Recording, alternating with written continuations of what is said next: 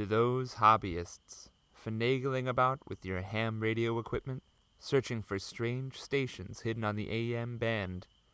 To those long-haul truckers stalking the radio waves for a friendly voice to accompany your travels into moonlit oblivion. To those hunting ghosts and monsters in the dead of night, playing around with an old radio while you watch your trail cameras, for you're far too out in the boonies to get proper internet for any music streaming platform. You didn't find this radio broadcast. This radio broadcast found you. Dobbin E.O. Welcome to Foxxo Esoterica, the unauthorized paranormal comedy radio broadcast recorded live and uploaded as a podcast on each and every full moon. Fingers crossed. I'm your host, the Fox Witch known as Forrest Fox. Yes, I'm aware of the redundancy. Welcome to the foxhole at Foxxo Esoterica. I promise I was sober when I wrote this. Let's see how much of this absolutely mammoth monologue I can get through before the music stops. This has been a long time coming, folks. The revival of the preeminent, prolific, professional, paranormal podcast known as Foxxo Esoterica. Indeed, back in 2020, when the COVID-19 pandemic first wrapped the world up in its wicked tendrils, this fox took it upon themselves to pass the time with getting drunk, talking about ghost stories with friends over the internet, recording the conversations, and posting them online. I was not immune to a secondary pandemic, as it turns out. That secondary pandemic being urge to podcast-itis. However, roughly 2 years ago, hundreds and tens of subscribers were met with the tragic fate of living in a world where Foxxo Esoterica was no longer updated, laying dormant after I tried making YouTube videos and realizing that was far too much effort and deciding to abandon this project entirely. And indeed, life spins in its dauntless spiral, and there's only so much that a fox witch can spend their Vulpine lifespan on. There are many things of paranormal import that demand my dragon Vulpine attention. I won't get into detail on the various things that occupy my time. There's only so much in the paranormal realm that you pretty little mortals should worry your head with. But a stroke of luck has left a lash on the very tapestry of my fate. A friend of mine, a red-winged blackbird who wishes to remain anonymous, has recently taken it upon himself to purchase I don't know in what world I thought I could get through this introduction before that song ended, because we are not a third of the way done. Moving on. Where was I? Friend of mine, red-winged blackbird, wishes to remain anonymous. He has recently taken it upon himself to purchase the equipment to operate a pirate radio station. And this goes without saying, don't report this to the Royal Navy radio stations. But a radio station needs a host, and lucky for my avian ham friend, I love hearing the sound of my own voice. So once again, the stars align, and the once popular paranormal comedy podcast will hit various haunted airwaves with supernatural frequencies that you only hear after performing exceedingly complicated rituals, or by finding yourself very, very unlucky. We've also decided to record the episodes and upload them as a podcast again for everyone else with middling luck. But who am I, exactly, to be given the privilege to host an amateur radio show? Or, to be more honest, who am I to have wrestled that privilege away from every other competitor regardless of what my qualifications actually are? Well, I'm Forrest Fox, a bard and witch living in the foxhole, a log cabin off in the Northwoods somewhere. It's also sometimes in Germany, don't ask how. I'm also a practicing apothecary, amateur mycologist, a graduate with a bachelor's in musical theater, someone who wrote a book, and a harlot.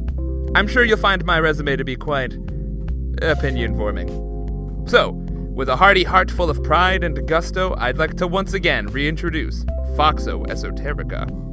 And considering that this is the first Foxxo Esoterica broadcast post-revival, there will be a lot of yapping in regards to what this broadcast is trying to accomplish before I actually start talking about ghosts.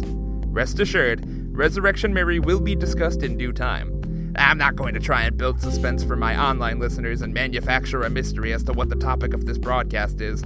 The file's name title is, indeed, difficult to avoid if you're trying to click on it. But to those of you listening on the airwaves, I'll try to bulldoze through this reintroduction quickly and get to the hitchhiking ghost herself as soon as time allows. The theme of Foxxo Esoterica is Tales of the Magical Paranormal. Basically, anything that can be summed up by the made-up word witchy. This involves the standard fare of paranormal encounters such as cryptids, ghosts, unexplained occurrences, and the ilk, though I'll also be discussing topics regarding witchcraft and paganism in a more philosophical sense, perhaps a folkloric sense, discussing myths, figures, ancient legends lacking any modern encounters, or even actual real-life tangentially witchcraft-adjacent topics that no one will make fun of me for believing in for real. And indeed, I will be discussing each story not only in regards to what's happened in the story, but also in regards to how it shapes my general religious outlook when it comes to the capital C craft. And I want to make one thing abundantly clear. I literally actually believe in a magical world surrounding us. I am not a skeptic. Naturally, I won't believe in 100% of the aspects of each story I present, and I will try not to take every story I read online at face value. But I am definitely not a skeptic. I am someone whose beliefs in things such as magic spells and undead spirits are not backed up by the scientific method, but they are beliefs I hold nonetheless. And as such, I probably won't be saying things like, if you believe any of this at all, or what have you. Saves time. That being said, I'm also definitely not a conspiracy theorist. I am a leftist fox, and I will leave no room in my discourse for conservative conspiracy theories that deliberately spread disinformation and propagate conservative ideology. I bring this up because sometimes those sorts of people like to creep into pagan spaces because we have a weird relationship with science. Though if I'm being honest, that's a bigger problem in the alien hunting community.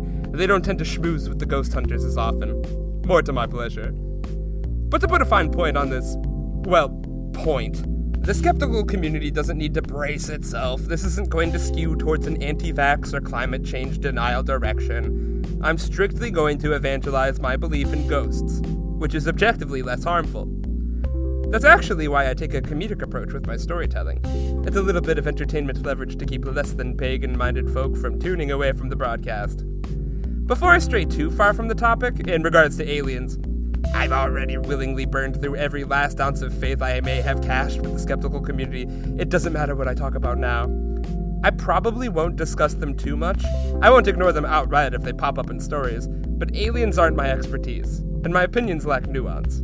Nothing but respect to the alien hunting community, however, or, any aliens out there, especially wolf aliens, who invoke an uncanny Roman vibe, with pecs like chiseled marble. What was I saying?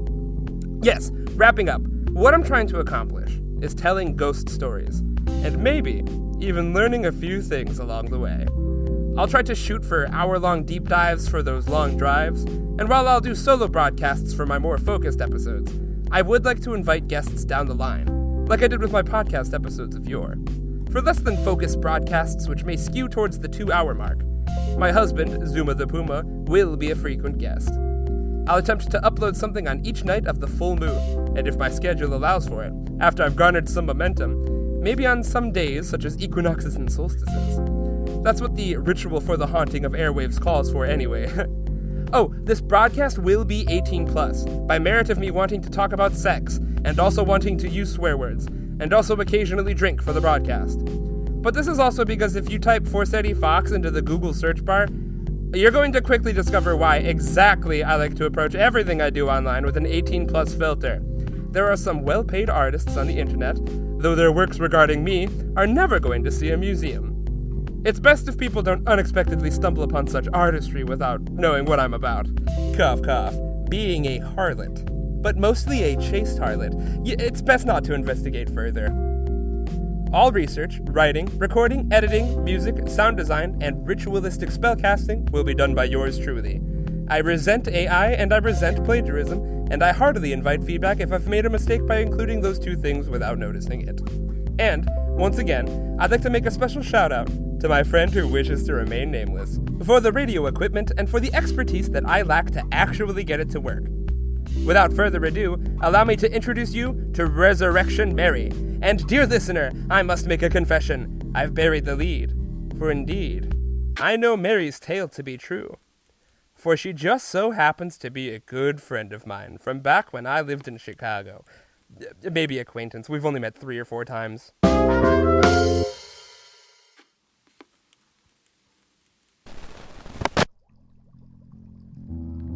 Our tale does not begin in 1979. But just for this evening, we'll begin our tale there anyway. Everybody else starts this story off in the year 1939, and I'm a contrarian. In the village of Justice, rubbing up against the border to the city of Chicago proper, lies a road known as Archer Avenue. It's actually known as Archer Road, but I like alliteration. And along Archer Avenue lies a Roman Catholic graveyard known simply as Resurrection Cemetery. One needs simply to hop onto I-55 and head southwest from the loop, and they'd end up there in no time. And on January 31st, in 1979, a cab driver known only by his first name, Ralph, claimed to have been a bit lost, despite those aforementioned instructions. If you've happened to take on the Windy City's winters, you wouldn't be too surprised to hear that even a seasoned cab driver can lose his way in the wintry flurries. And though he lost his way in the bargain of driving in winter, Ralph found something truly strange in the exchange. Ralph was interviewed by journalist Bill Geist of the Suburban Tribune, and I'll simply relay what he told Geist here. Zu alle deutsche Anhörer, die Geistergeschichte lieben. Ja, der Name ist hier lustig. Here, in this section. Naturally, I don't have many copies of the Tribune lying around in my local library, so this passage comes courtesy of Dale Kesmerick on his website known as the Ghost Research Society. Quote, "It was Thursday night. Would have been 2 weeks ago, and I was lost, basically. I dropped this big spender way the hell down in Palos Heights or Hills or someplace like that, and I was trying to make my way back to the tollway. I just turned onto Archer, down there where it's still a lonely back road, especially at midnight, and there she was. She was standing there, with no coat, on by the entrance to this little shopping center. No coat! And it was one of those real cold ones, too. She didn't put out her thumb or nothing like that. She just looked at my cab. Of course, I stopped. I figured she might have had car trouble or something. She hopped right in the front seat. She had on this fancy white dress, like she'd just been to a wedding or something, and those new kind of disco shoes with the straps and that. She was a looker. A blonde. I didn't have ideas or anything like that. She was young enough to be my daughter, 21 tops. I asked her where she was going, and she said she had to get home. I'd asked her what was wrong, if she had car trouble or something, but she didn't really answer me. She was fuzzy. Maybe she'd had a couple of drinks or was just tired. I don't know. Oh, the only thing she did really say was, the snow came early this year, or the snows came early this year, or like that.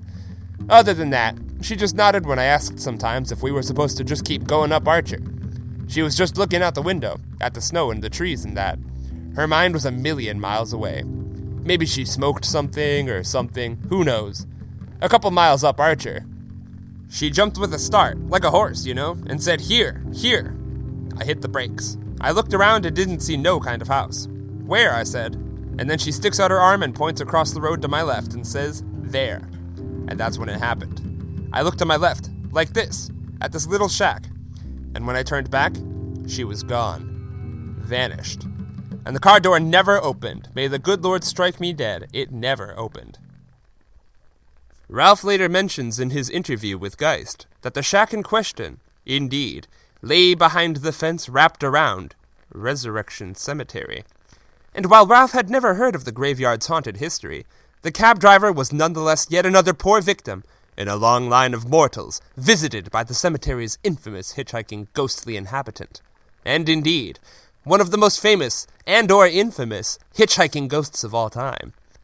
Shall I say her name once more? It'll be a nice little bookend for this section. Resurrection Mary. Apologies for the shifts in audio quality. I've got this fungal curse, and there's a lot of mildew in the foxhole right now, and sometimes the congestion gets bad. I do not record this all in one day. I'm a little bit of a lazy fox. Getting back to the script. We'll tie a neat little ribbon around Ralph's story in a moment, and then we'll tackle this tale in the vague facsimile of chronological order, because we'll probably tackle the topic of Mary's actual identity towards the very end. But before we do all that, I'd like to introduce my sources for you this evening. For those listening online, links can be found in the description. As previously mentioned, I used Dale Kaczmarek's website, Ghost Research Society, at www.ghostresearch.org, and more specifically, the article titled simply Resurrection Cemetery. And by extension, I've also used Bill Geist's article for the Suburban Tribune, posted on the website. You could do a drinking game where you take a shot every time I bring up a ghost sighting not mentioned on this website, and you'd still probably be able to drive home safely. Dale Kaczmarek's coverage on this story is pretty much all-encompassing, and the man has been doing this sort of ghost hunting work since 1975. I also used episode 9 of season 6 of the TV show Unsolved Mysteries, titled simply Resurrection Mary. The TV show in question being created by John Cosgrove and Terry Dunn Moyer, and hosted by Robert Stack. An interview with prominent witness Jerry Palis was done on this show. I used the article Meet Richard Crow, DePaul's alumnus and ghost hunter, written on the Into the Archives section of the University of DePaul's website, written by Patty Chavez. I attempted to use the article Deathly Dancer, written in 1992 for the Chicago Tribune, but Germans aren't allowed to read it, apparently, and I failed to acquire a VPN in time to solve that issue. The article is referenced heavily on other writers' works, though, so it bears mentioning here. I also used the article Resurrection Mary, the hitchhiking ghost of Archer Avenue, written by Jojo, also an alliteration aficionado, Galvin for the Chicago History Museum's website. And finally, I used the article Chicago Hauntings, Resurrection Mary, Chicago's most famous ghost, on CBS News' website, written by Adam Harrington. I say finally, but there will be further sources that I talk about in the later parts of this episode as they become relevant. And also, to the surprise of absolutely no one in the paranormal community, my show is not the first to cover the story of Resurrection Mary. So I'd like to give a special shout out to the podcast Astonishing Legends, hosted by Scott Philbrook and Forrest Burgess, for making a far more involved deep dive into this story than I have. I will fight tooth and nail to include some new bit of information not covered in their 4-episode series on the subject, and I fully expect to fail spectacularly. Either way, if you want to hear even more on the subject, I recommend giving Astonishing Legends a listen. This is all very moot. If you're listening to me and aren't directly an acquaintance of mine, you've likely been listening to them for a while. Link in the description, either way. But yes, wrapping up Ralph's story. Ralph was a 52-year-old father, veteran, and Little League coach who made a living as a cab driver. Naturally, he didn't want to disclose his last name, share too much personal information, or show the journalist his cab at risk of being called, quote, an idiot or a maniac, by his employers. But Ralph did further describe the shopping center that he picked the young woman up at as the Old Willow Shopping Center at the corner of Flavin Road and Archer Avenue. Now, few stores keep their doors open as the clock strikes midnight, but 2 blocks away, a dance hall had just made its last call, 10 minutes before Ralph spotted the woman in white. Not to be mistaken for a modern nightclub, the Willowbrook Ballroom was a proper 1920s-style dance hall, having been built in the year 1921. Though when it opened, it was actually referred to as the O. Henry Ballroom. Yes, the voice is necessary. The O isn't an initial, it's a testament, evidently, to this Henry fellow's ballroom prowess. Moreover, the O. Henry Ballroom isn't merely a swinging spot for cool cats to hang, vaguely in the proximity of the haunted cemetery. It may be the progenitor of Resurrection Mary's origin story itself. It also burned down in 2016, sadly, and then they built condos and apartments on the site in 2023, according to Google Maps, when efforts to restore the building fell through. Apologies for putting a damper on the story for those of you fond of historical architecture, but I must move on. One of the most prolific tales, and most likely the first tale regarding Resurrection Mary in general, involves a man by the name of Jerry Palis. This encounter takes place in the year 1939. I was unable to find the time of year, but considering that no one in the interview complains about snow, I'm led to believe that this story takes place in summer.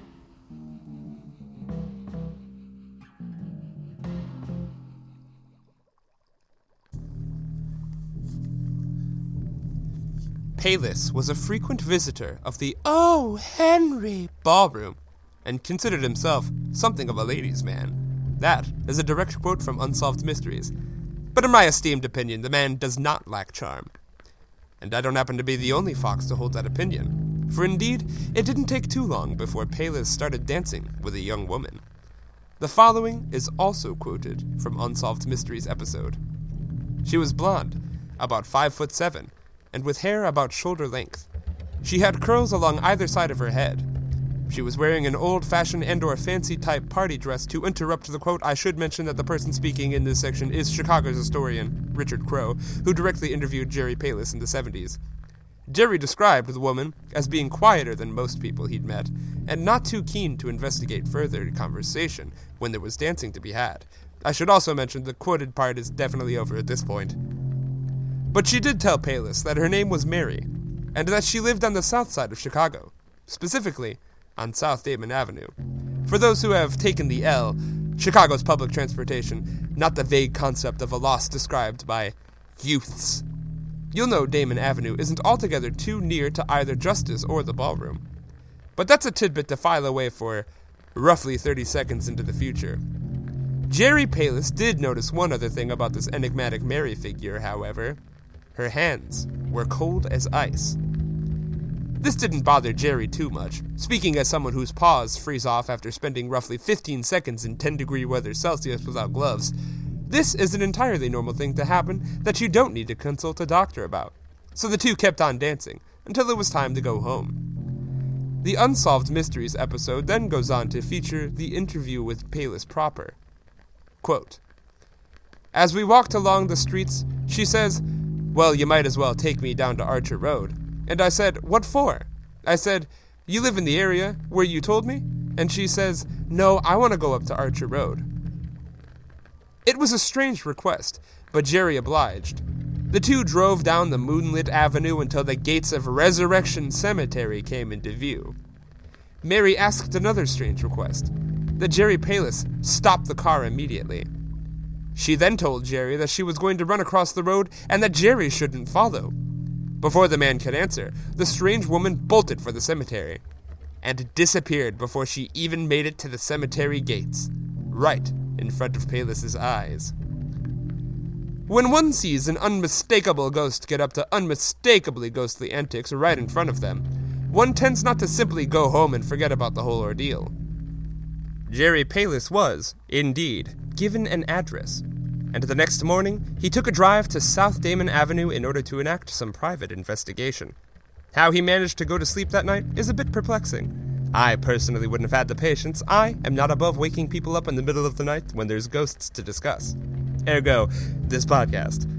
But Jerry is a different breed, and when Jerry went to the address the next morning, a woman opened the door before he could even knock.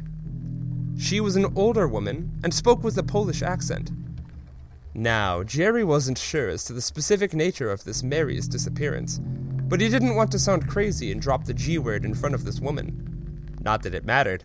The woman was impatient, told Jerry that no one by the name of Mary lives here, and tried to get him to leave as quickly as he came. That's when Jerry noticed a framed picture on a piano in the house, a framed picture of a young blonde woman. It was Mary after all.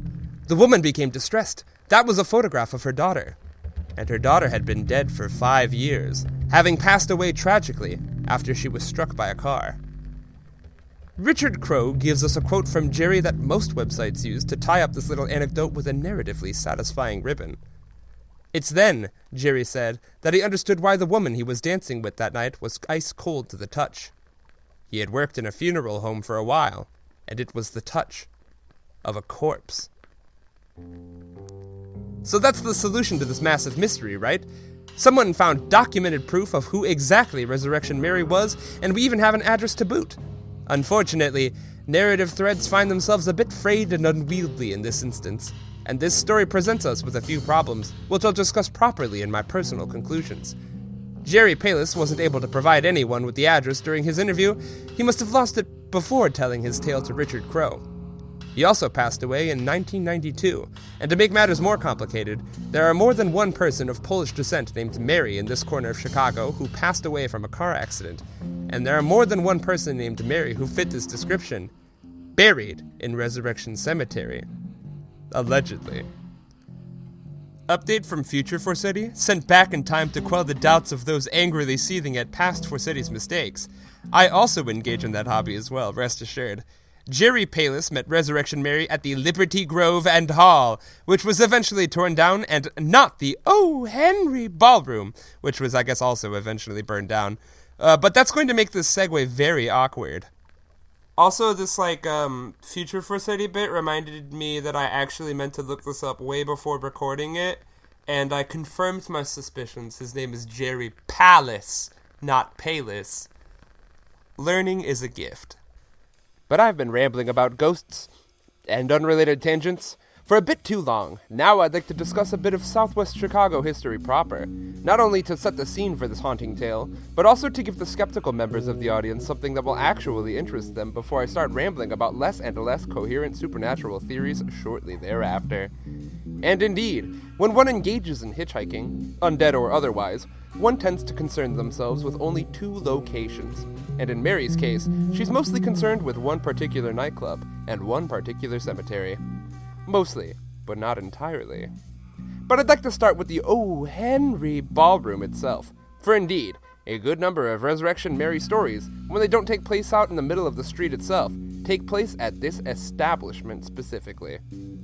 Jean Verderbar was an Austrian immigrant who purchased 5 acres up on Archer Avenue in the year 1920 in order to build a summer home.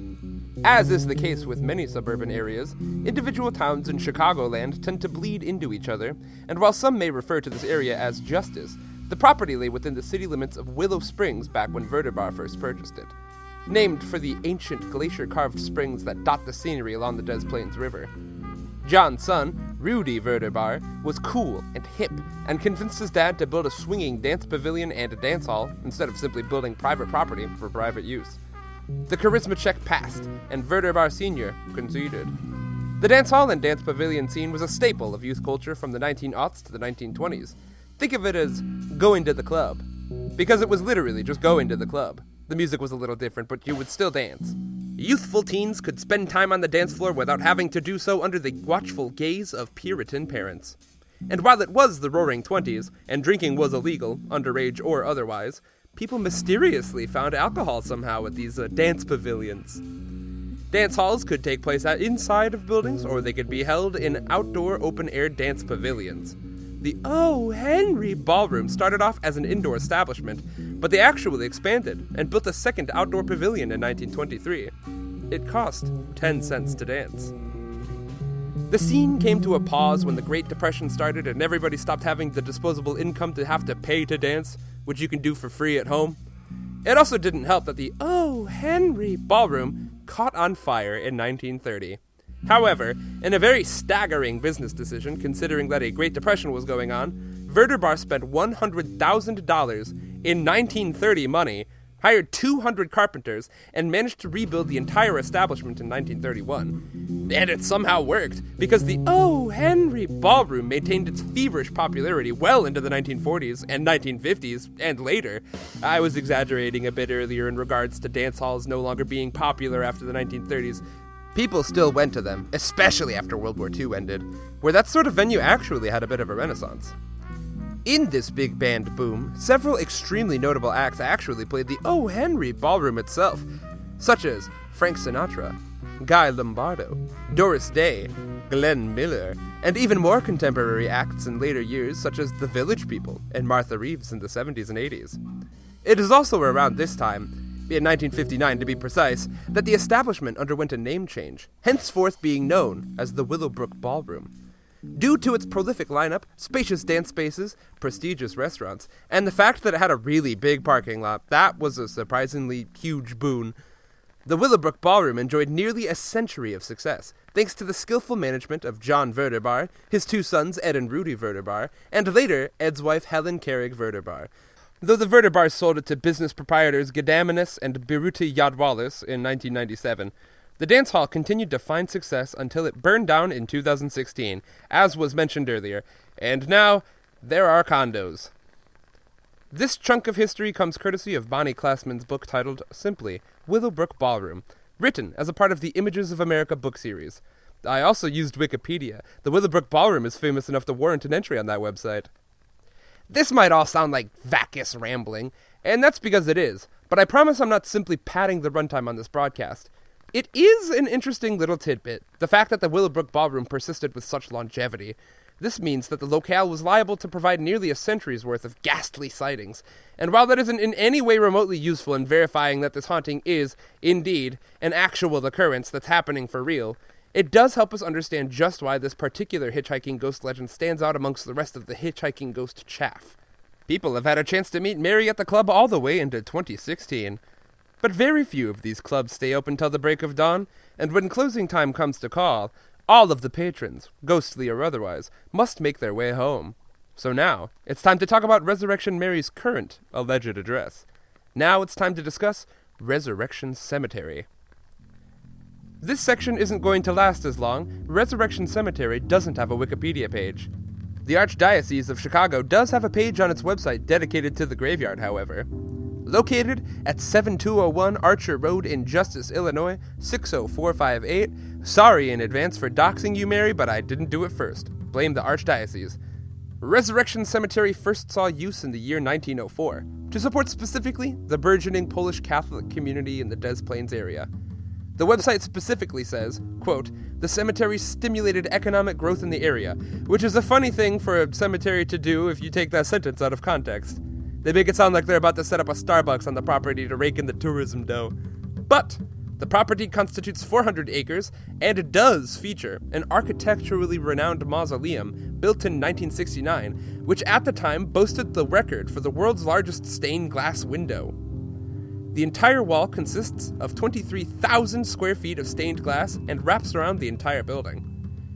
This mausoleum was hardly Resurrection Cemetery's only tourism draw, however, and in fact, the resting grounds found themselves subject to a rather haunting phenomenon that's often attributed to Resurrection Mary herself. In 1979, it is alleged that heavy metal bars on the front gates of Resurrection Cemetery were bent apart violently, as though something was desperate to escape the graveyard. And those who saw the supposed vandalism also claimed to have seen two ghastly handprints, burned into the metal itself. The story goes as follows. On August 10th, 1976, earlier I mentioned 1979, but I do believe this to be the correct date, Justice Township Police received an anonymous tip that a woman was seen seemingly locked inside of Resurrection Cemetery, gripping at the iron gates and shaking them down in the attempt to open them. Police officer Pat Homa arrived on the scene and found himself unable to spot any errant women. But what he did find was perhaps far more jarring. It's as I described 3 sentences ago. Bars bent violently, burns in the metal as though someone gripped it with their hands. Though, to specify, when I say burn marks, I mean a discoloration in the green patina of the bronze. You know, the green color that comes about when copper lingers around oxygen for too long. There are actually pictures of these handprints floating around the internet. The bend isn't too dramatic, but the discoloration therein definitely has 4 fingers and a thumb going on. Or, 5 fingers. I'm not going to fall on either side of the bent bronze fence when it comes to that argument. However, here's where the aforementioned Deathly Dancer article that I couldn't read because the Chicago Tribune hates Germans comes into play. Foxxo Esoterica. Come for the promise of sex jokes, stay for the opportunity to see just how horrible my grammar can get. Cemetery custodian Chet Kowalkowski came forward and told the Tribune and Zero Germans that the bends came about after a truck hit the fence, and other workers at the graveyard attempted to bend the metal back into place by heating it up, softening it, and applying good old-fashioned elbow grease, hence why the green patina was disturbed. And I'll be completely honest, I'm willing to chalk this part of the whole story up as completely apocryphal, just a little intrigue to the folklore. That explanation makes perfect sense, especially since the police officer, Pat Homa, didn't actually see any ghosts. He just saw the markings. And to present further evidence, I don't think Mary would have even needed to bend the metal bars in order to escape the cemetery. Ghosts are known for passing through solid objects, after all. She's even been spotted running through the very gates themselves whenever reports mention her running back into the cemetery. In any case, Resurrection Cemetery personnel were fed up with the droves of legend trippers that the burnt gates drummed up and decided to remove them from the cemetery. I couldn't find a specific date for the removal, but sources claim that the markings were visible for 20-odd years. Notably, The cemetery's website doesn't mention anything whatsoever regarding burn marks, bent metal, or hitchhiking ghosts.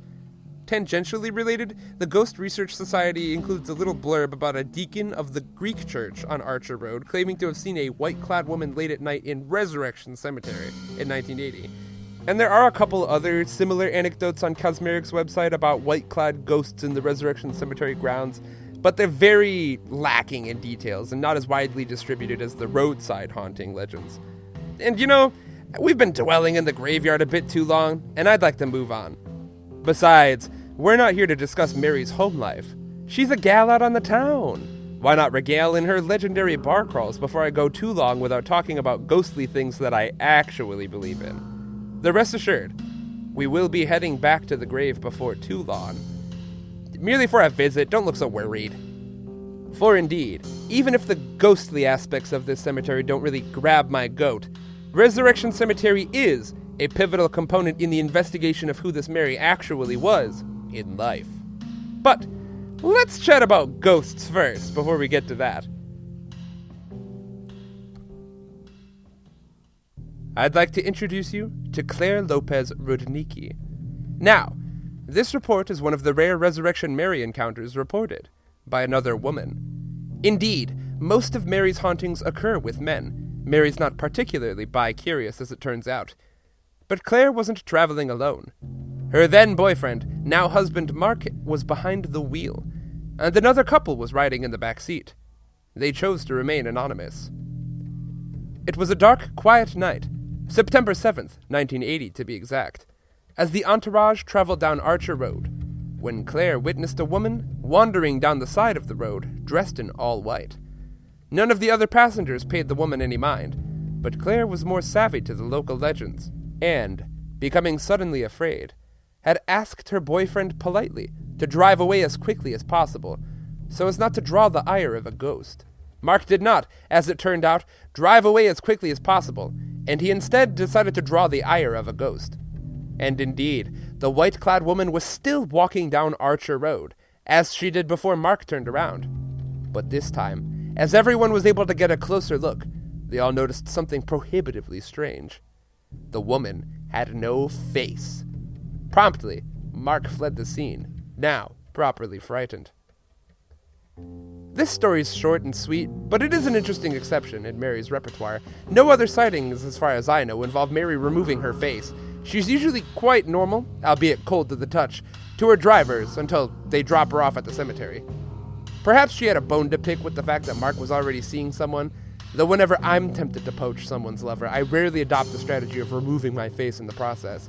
Most men don't find that flirty. I did find a quote on the Unsolved Mysteries website, however, from Claire, and now I'll read it dramatically. I really didn't think there was any ghost. You hear these stories and these old ghost tales, but it's never happened to me. But now I must say, I think I'm changing my mind. I was just looking out the window as we were going down the street, and on the right-hand side of the road there was a girl walking. She was bright, very bright, like illuminating. She was just walking very slowly. I remember thinking, oh my god, it's Resurrection Mary, and I can feel my stomach starting to turn. I was very frightened, I have to admit. It did scare me.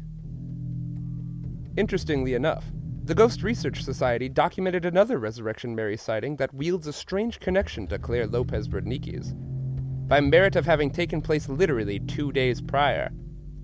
On September 5th, 1980, a man named Tony, who withheld his last name, was heading home from a softball game when he spotted a woman in a white dress wandering along the side of the road. The article specifically mentions this taking place near the Red Barrel restaurant. Tony was equally as savvy as Claire when it came to recognizing Resurrection Mary, but he wasn't so quick to believe in ghosts.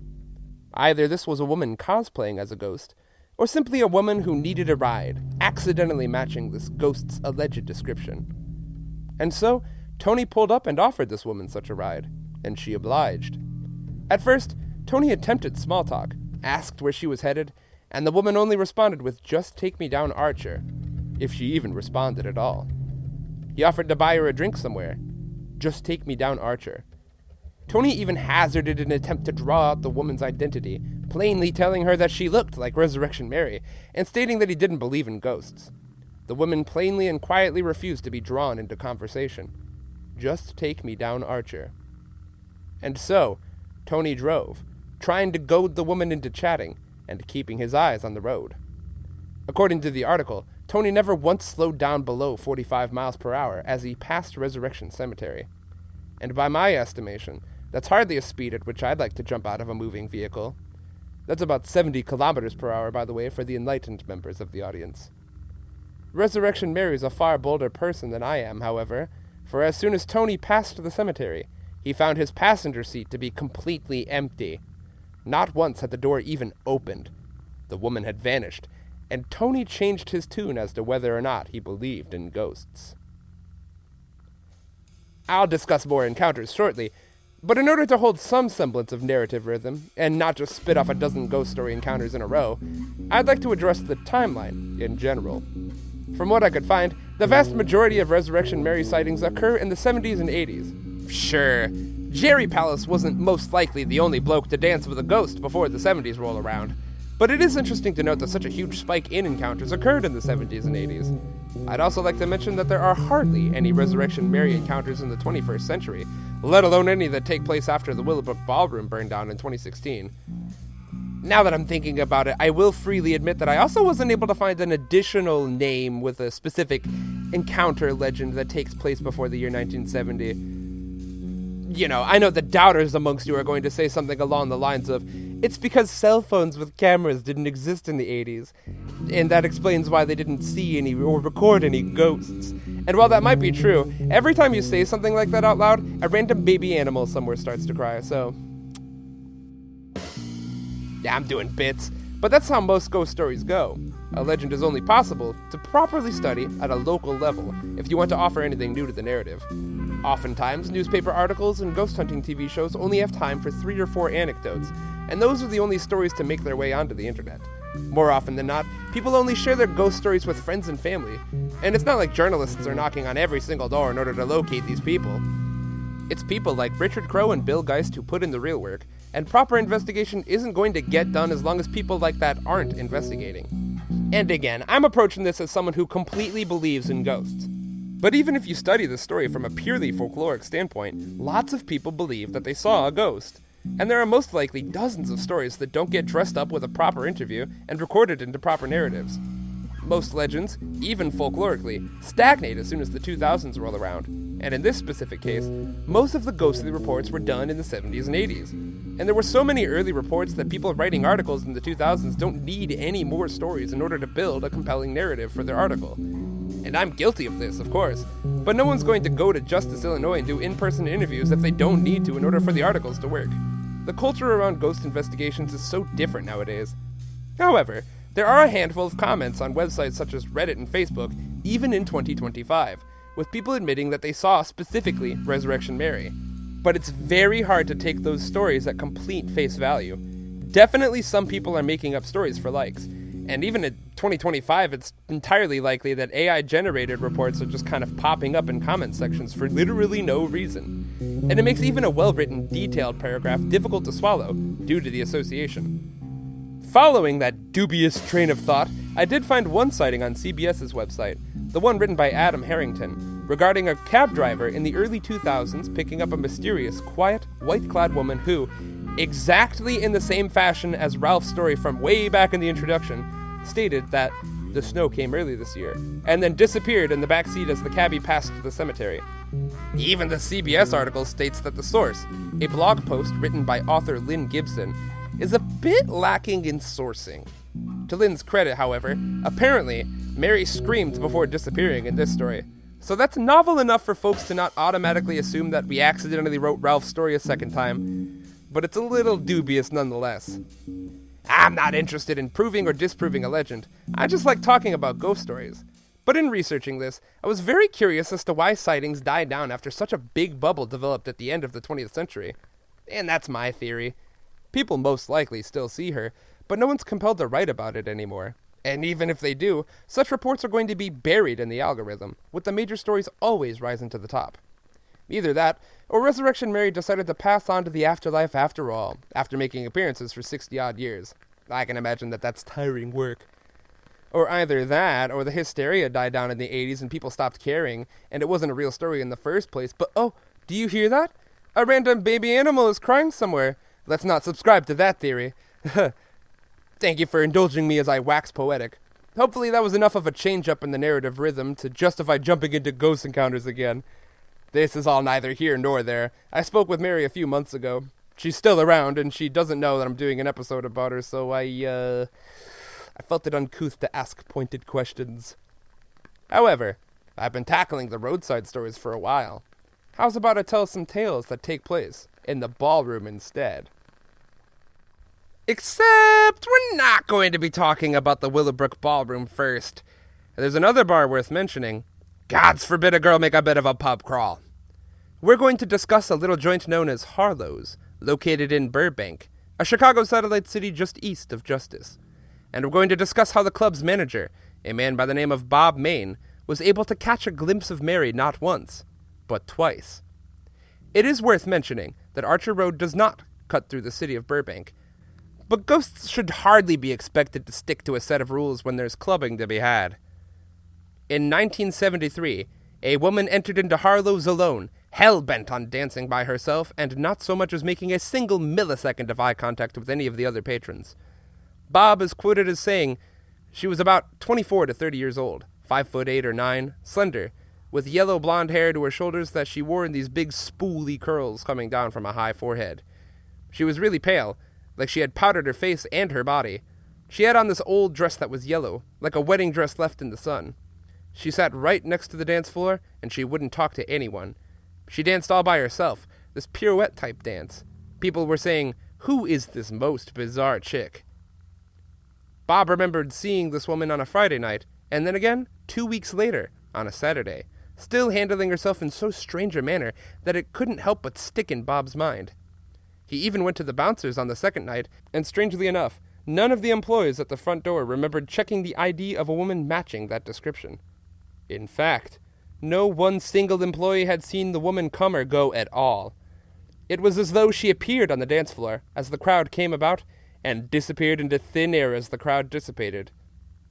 It wasn't until Bob read Bill Geist's article in the Tribune in 1979 that he could stop scratching his head about the mystery. Perhaps Bob had had a run-in with this magnanimous Resurrection Mary. I remember earlier mentioning that Resurrection Mary liked to appear specifically before men, but upon doing further research, the statistics skew in a 25 percentile direction for the ladies. But I liked how I wrote the Claire Rudnicki section, so let's pretend I didn't say any wrong information. I'd like to introduce you now to Nancy Buck, an employee of the Willowbrook Ballroom back in the 80s, and another victim in Mary's rash of roadside hauntings. Though yeah, it begs to be mentioned, in this anecdote, Mary never actually ended up making it into the ballroom either. This whole section is riddled with messy framing devices. But life is merely an intricate dance, where mistakes are an integral part of the choreography sometimes. So who am I to improvise? In October, in 1983, Nancy and two other co-workers, who wished to remain anonymous, were making their way towards their cars in the parking lot after wrapping up with a Saturday night shift. That's when the employees saw a young woman walking alone along the right side of Archer Road, heedless to any pedestrian or driver. Nancy describes this woman as appearing to be in her mid-20s, sporting long, dark blonde hair and a long vintage dress. Though in this example, white was not the color chosen for this potential ghost's ensemble. She wore deep, bloody red. In fact, the woman even wore a red veil over her face. She merely walked along the road, keeping her gaze glued to the floor, not once looking up. And after a while, she disappeared from view, and Nancy was completely unable to spot the woman a second time once she started her drive. I like this anecdote for taking place at the Willowbrook Ballroom, but I am willing to concede that this could have just been some woman walking around at night. As an avid walking around at night enthusiast, I won't be a hypocrite. But it's still fun. Let Mary change her look, I say. I have one more anecdote before I dive into the conclusions, and this one's a heavy hitter that shows up on all of the articles, as well as Unsolved Mysteries. I didn't want to end on an anticlimactic note after all. In October, in 1989, a woman by the name of Janet Kalal was driving down Archer Road with a good friend, Pamela Turlow Wilson, just alongside Resurrection Cemetery, when the ghost of Mary decided to speed run a ghost haunting. Mary ran right in front of Janet's fast-moving vehicle, not leaving Janet with any time to react. So naturally, Janet was forced to hit the strange woman. It's a bit hard to offer her a ride when she's running right into the middle of the road. However, to further add to the potential trauma, well, I'll let Janet describe it with a quote. "There was no impact. There was no bump to say that, I had hit something. But I know she ran out. The young woman ran out in front of my car and I hit her. And yet, nothing. No impact, no sound, nothing." When Janet finally caught her breath, realizing that she didn't, indeed, accidentally commit manslaughter, her friend, Pamela, told her the story that she remembered her father telling her. The tale of a Resurrection Mary. And the dots were oh so easy to connect right thereafter.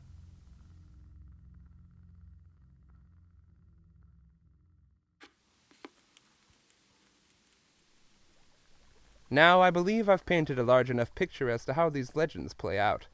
There's a couple more pigments I could use, more stories, so to speak, but I'd be purchasing a bottle of light green when I could simply mix white and green, discuss patterns in the stories I've already told, so to speak. Don't let me near metaphors anymore. But first, I'd like to do something that very few other paranormal talk shows allow themselves to do, because of the shame. I'd like to discuss just how this story ties into my philosophies and beliefs, and a magical reality hidden within our own. And I've strategically chosen to talk about ghosts, for I believe that ghosts are often the most easy-to-believe stories for the vast majority of the mortal population when it comes to magical phenomena, in my unsubstantiated opinion. So, I'll put my money where my muzzle is, and discuss just what I believe ghosts to be. I'd offer a timestamp to skip this part for those of you who don't want to hear my mad, raving witchcraft philosophies, but that'd be unfair to those listening on the radio. To start off, I believe that all living mortals possess a soul, so to speak. I use the word soul because it has gravitas and is easy for audiences to understand the picture I'm trying to paint, but I want to be clear that I don't believe in a heavenly immortal soul or anything like that. Immortal animals' identity, memories, and personality are all tied to the body, specifically the nervous system, in my opinion, and are therefore not brought about by the, so to speak, soul. And therefore, these things do not endure after a mortal animal dies. I haven't quite personally settled on the physical description or makeup of a soul, or what it's capable of, but I believe it's an unseen connection to the divine, which is a topic for another episode. And I believe a soul is intended to latch onto a mortal animal and use its experiences to learn as it travels along the spiral of life. I promise, I'm not trying to reinvent the Scientology thetan.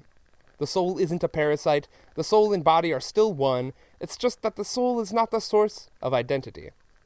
The spiral of life is a Wiccan doctrine, I believe, but not exclusively a Wiccan doctrine. The belief in reincarnation of the soul through cycles of death and rebirth, even though the physical body dies. I'm wholly unconvinced that past life regression is useful or valid, because the identity dies each time upon death. But I believe that there is an end goal in this spiral, when the soul learns enough to reach the divine. And that is one purpose in the life of a mortal animal, to help that sort of process go along.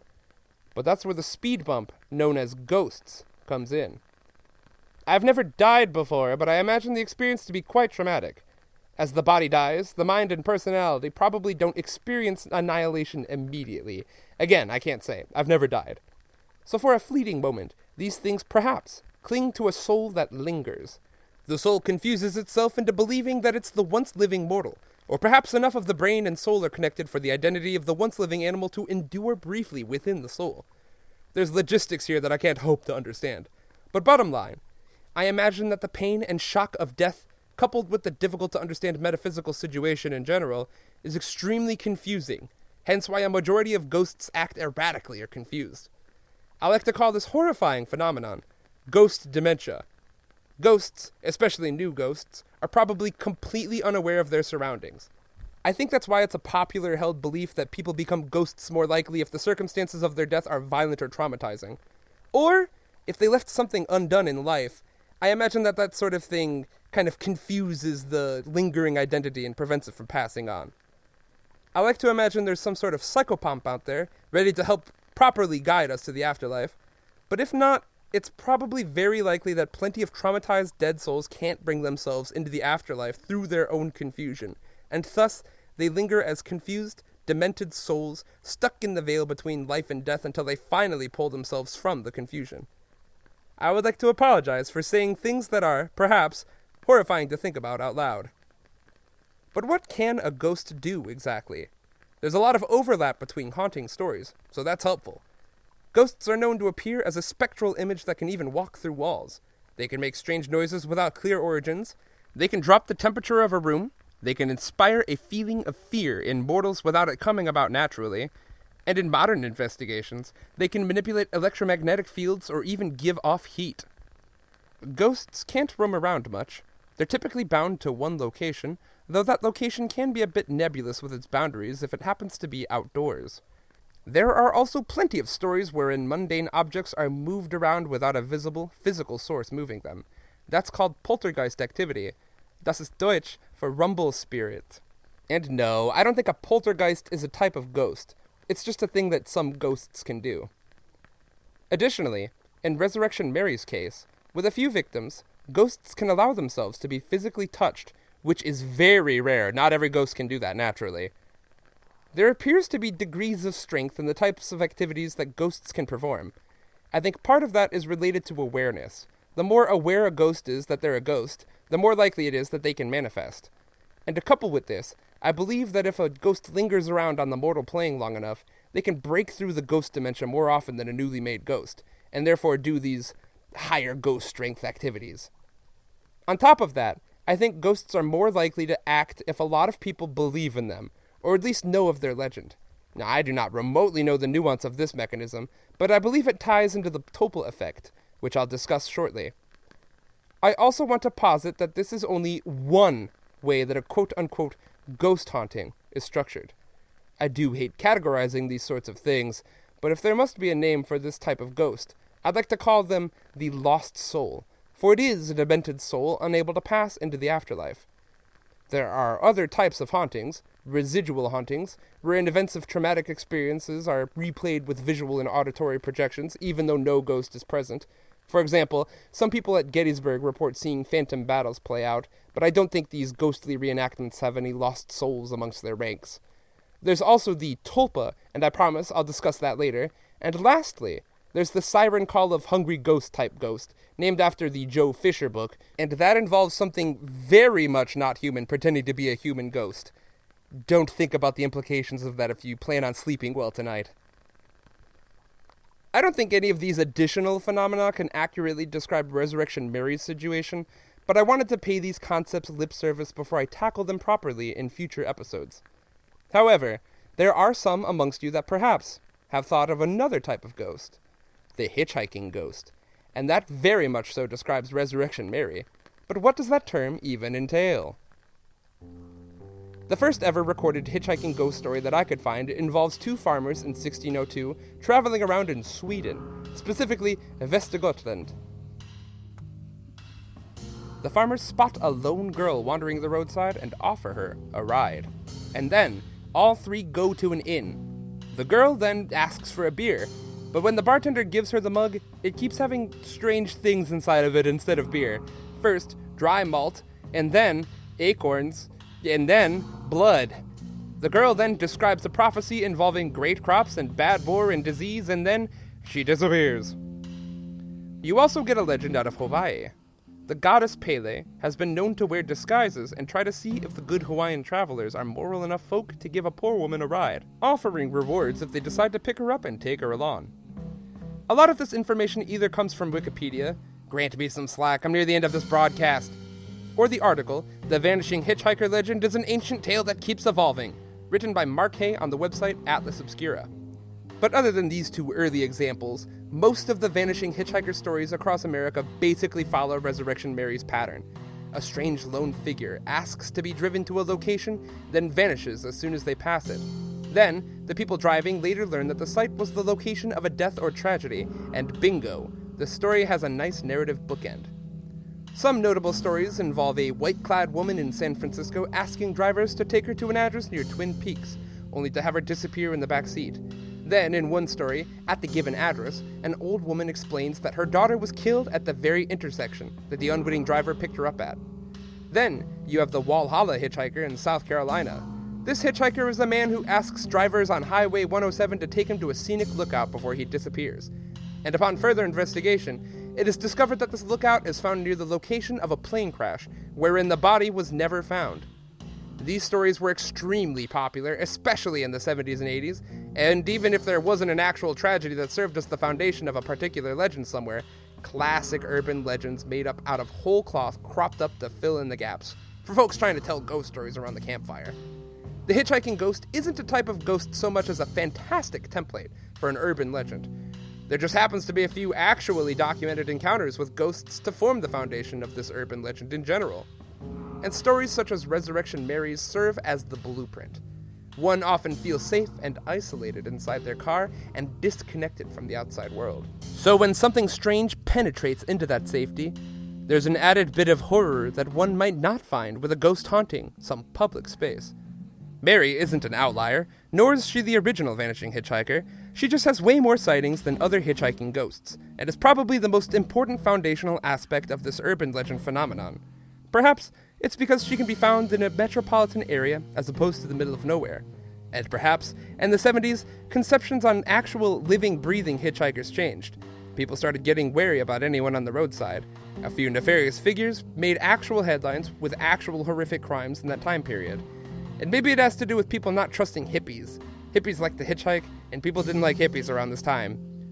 The capacity to manifest in a moving vehicle is merely one sleight of hand in a ghost's bag of tricks, albeit a more advanced manifestation. And Resurrection Mary is perhaps the most skilled ghost when it comes to showing up in cars. I hope you enjoyed/endured my speculation regarding ghosts and how they relate to my witchcraft philosophy. I hope it gives you an outline on how I tackle a legend like this. And shout out to Disneyland for having hitchhiking ghosts in their Haunted Mansion ride. If you Google hitchhiking ghosts, every single web page is going to be about those last 3 animatronics on the ride. You really gotta type in vanishing hitchhikers to get any useful results. I guess that's what the Wikipedia article on the topic is named, but still. But I do have one last anecdote before we move on. Apparently, there were some legends regarding an older woman at the Chicago World's Fair, carrying a basket and wearing the sort of hood that nuns wear, asking to be taken along as a passenger, and then, inside of the vehicle, describing in detail World War II before disappearing. Not too similar to Resurrection Mary, but if this ghostly legend is real, that would make them neighbors, and I find that fun. And now, we've reached the final act of this little drama. Who exactly is Resurrection Mary? For indeed, if Mary is a lost soul, she must have been alive in the first place. However, in regards to figuring out the identity of the once-living Mary, there are more than one possible candidate. First things first, I'd like to jump back to Jerry Palace. Not only because he's the first recorded witness to Resurrection Mary, but he's also the first person to get a name out of the dancing ghost, Mary. This also tells us that the woman passed away before 1939. And if we follow the story to its end, we can also deduce that Mary was a victim in a tragic car accident, if we're able to believe the accidentally anonymous woman that Jerry visited at the end. We also know that this woman lived on Damon Avenue. Unfortunately, every other interaction with Mary involves her being a horrible conversation partner, and besides the fact that she's always intent on getting back home to Resurrection Cemetery, the only real pertinent line of dialogue is Ralph's, as well as the 21st century Ralph copycats, "The snow came early this year," perhaps alluding to the fact that her tragic demise came about sometime in fall.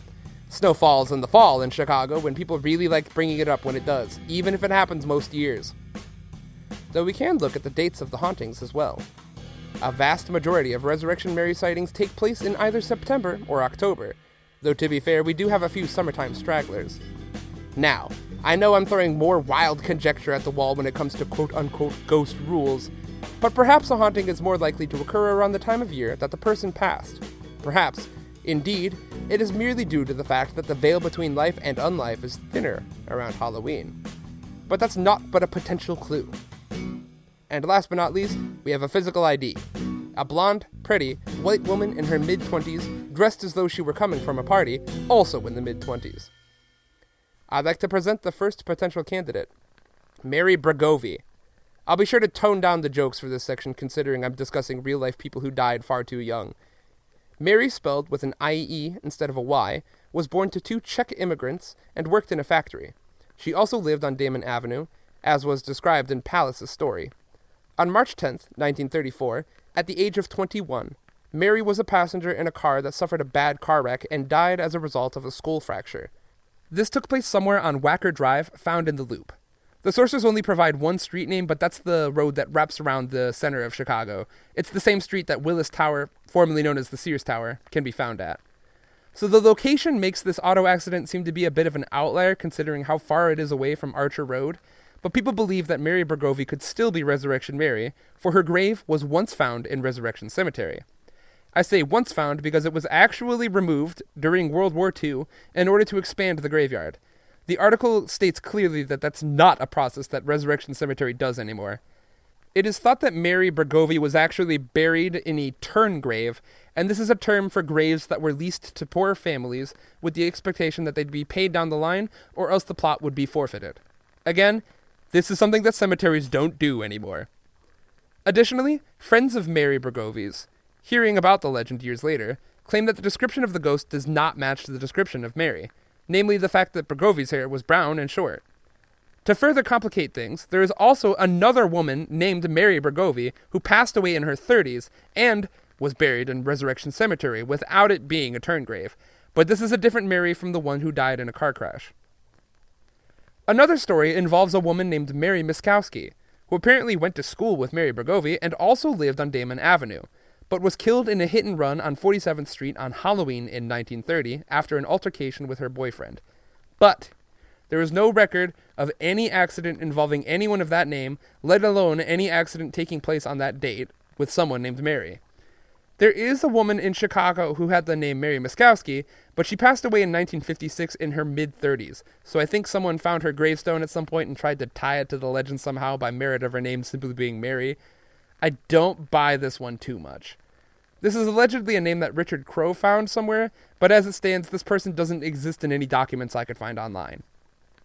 Another theory involves the death of a 12-year-old girl named Anna Norkis, who was a victim of a car collision in Bedford Park just north of Justice. Anna's full name was Ona Maria Norkis, and Mary was apparently a nickname, and she was buried in St. Casimir Catholic Cemetery after the accident. This took place in July in 1927. Again, this is deeply tragic, so I won't dwell on it long. There was one author that wrote a lot about Resurrection Mary. I can't find her name in the notes. I didn't write it down, so I remember it was a woman. But I think she was very confident that this Anna was the origin of the myth, though it is a little bit of an outlier considering she was very, very young when she passed. It's a bit hard for me to ascribe this person with the description of a ghost in her 20s. It's also, I think it's a little bit macabre for me to discuss the passing away of somebody so young in regards to a haunting, so I'm just going to move on from this part. On the Astonishing Legends podcast, in their conclusions, they discovered a fourth potential candidate, a woman by the name of Mary Kovac, and I'd like to tip my hat to that podcast because it was through their research, as well as historian Richard T. Crowe, naturally, that this person was discovered in regards to this legend in the first place. Crowe couldn't get the last name of a specific candidate for this ghost when he went about his investigation in the 70s, but Astonishing Legends could. Kovac passed away in 1932 from complications to tuberculosis, though she matches Resurrection Mary's description nigh perfectly, and was a frequent guest of the ballrooms and dance halls along Archer Road. She also lived on Damon Avenue. And in my opinion, I don't know why one would want to get hung up on the car accident angle. Resurrection Mary is merely a hitchhiker. There's not much to indicate that she passed away on the roadside outside of Jerry Palace's story. And no one was ever able to find this alleged mother again after Palace in order to corroborate this story. However, I skimmed through all 4 2-hour episodes of Astonishing Legends coverage on this legend a second time. That's 8 hours total, just to prove that I'm not entirely lazy. And I didn't find anything about where Mary Kovac was buried across, as was mentioned, all 8 hours of podcasting, because I'm still a little lazy. So I don't know where she's buried, inasmuch as there are no leads on Find a Grave, but I do think she is still a pretty likely candidate. Additionally, Resurrection Cemetery doesn't publicly offer grave information anymore because people get fanatic about ghosts, and they don't want to have to deal with things like vandalism or break-ins. So where does that leave us? Or more aptly, where does that leave you? I know the answer, but I'm not sure if I have permission to share it, so I'm just going to present evidence and pretend to be in your boat knowledge-wise. Most people ascribe the legend to Mary Bregovy, despite the detailed changes in her story and description. But even if it isn't Bregovy, and though I disagree with the idea, there is one aspect to the legend that helps people cling to this theory. Some people claim the haunting is a result of the tulpa effect. I finally got to it. Thank you for waiting. Without getting too detailed, that's a term for a physical manifestation / thought form where something becomes real or even a projection because everyone believes in it hard enough. That's more of a modern creepypasta-esque take, though. This theory is close-knit bedfellows with the Slender Man. But tulpa is a Tibetan word, and the original concept is related to Buddhism.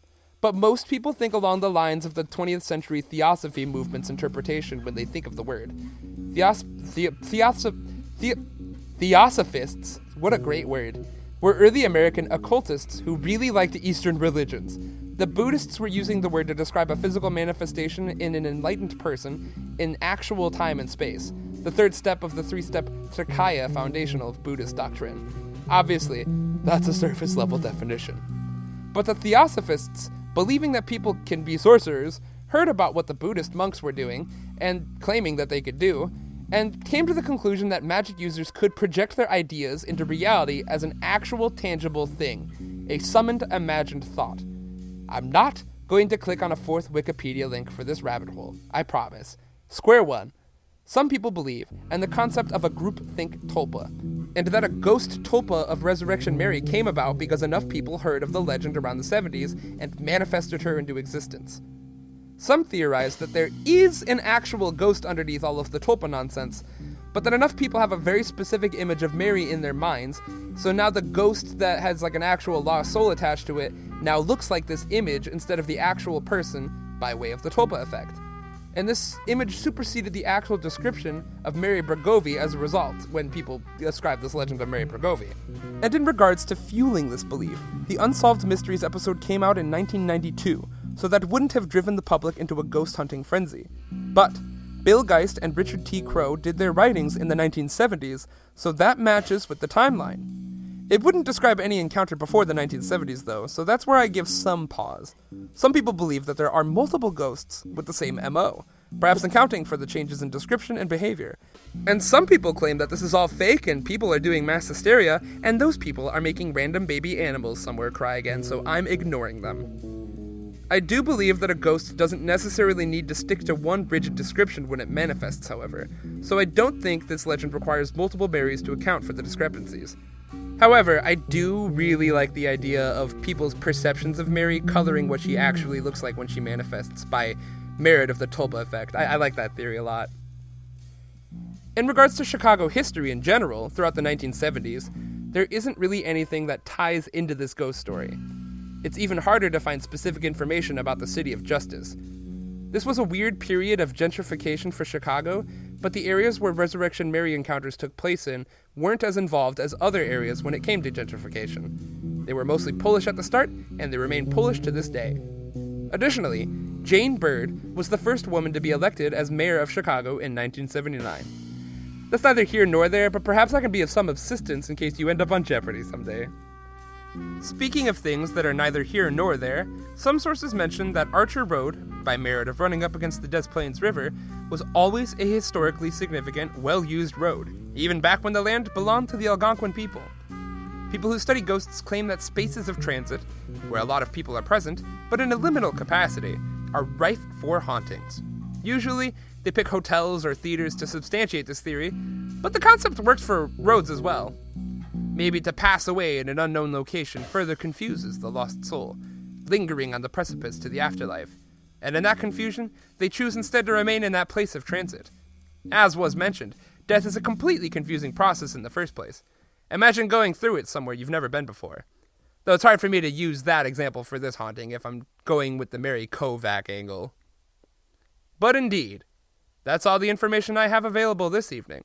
So now, finally, it's time for me to go to the conclusions.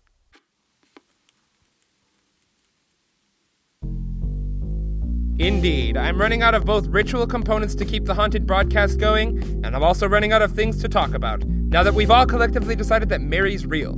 So how's about I bring this little comedy to a close? In conclusion, Mary's real. It's decided. She's not a tulpa or a residual haunting. Mary's a ghost with a soul. In my opinion, at least. And I think I alluded to it like 4 sentences earlier, but I think it's Mary Novak. I love Jerry Palace's story, but maybe he was wrong about the retelling of the car accident angle, or maybe that woman was just saying something untrue. It's too much of an outlier for it to fit into the rest of the narrative. And Mary Novak also lived on Damon. I'm not going to go case by case and decide the validity of each story. I assume that most of the major ones I've covered are factual. I don't believe that the bending of the cemetery gates can be chalked up to ghostly activity, as I mentioned earlier. I think the cemetery isn't as haunted as the road itself, and I hesitate to feverishly latch onto those sorts of stories, especially considering that most lack detail. And I don't even think cemeteries are common places for restless spirits anyway. That's literally where the dead go to rest. I think there are still sightings to this day, but like I said, they don't feature in any articles. I asked my Chicago friends, but I can't get any of them to go out to Archer Road and wait around all night for a ghost to appear, so there are no updates on that front. Alas. But yeah, Mary's real, case closed. I covered most of my peripheral, non-ghost story-related information in the intro, considering this is my first broadcast in this rebooted format, so it's a bit awkward for me to try and hunt for things to say in order to constitute a proper outro. As was mentioned, everything about this podcast, writing, recording, music, basically everything outside of the source material, is done by yours truly, Forrest Fox, and the links to the sources can be found in the show notes. Considering most of my income is untaxed, magical, odd jobs, considering most of my income is very normal, non-magical, odd jobs with which I routinely calculate the taxable income on and duly pay those taxes when spring rolls around, rest assured. Gee whiz, I sure would like to have some form of documentable income in case any government-adjacent authority knocks on the foxhole door and doesn't like the way in which the receipts line up, considering they were written in a financially amateurish paw. I'll leave a link to a coffee account in the description. It's just FORSETIFOX. It's very easy for me to use my name on most websites. Nobody's called Forsetti. But feel no compulsion to send me money. This is a passion project of mine, and in any regard, a very advertisement-averse passion project, so monetary gain is not the name of the game, or even a major refrain. Podcasting is often a job for folks, and as a result, you have to spend money to make money. In order to produce a podcast, you need to subscribe to an RSS service to distribute the podcast onto various podcasting platforms. But I don't want to do that just yet, because this isn't some great business endeavor of mine. I'm just having fun. So for now, I'm putting this up as a YouTube video only, and calling it a day. There is one free podcast aggregating service that you can use, and that's Spotify. But you will not find me on Spotify because I resent Spotify CEO Daniel Ek for the AI stuff and also the war profiteering. I also wrote this script, I think literally yesterday he stepped down as CEO, but I'm standing by it for this broadcast. Yes, I'm aware of the irony regarding the fact that I just badmouthed Spotify's billionaire CEO and then middling-mouthed fundamentally also nefarious billionaires at Google via supporting YouTube, but I don't have a retort to that. To those still traipsing about in the night, stalking about the darkness for some task or another, best left done without the shine of the sun, best of luck. And perhaps another haunted broadcast shall grace... Oh, who am I kidding? The word curse is better suited for this sentiment. Shall curse your airwaves soon. In all things, thank you. Good night.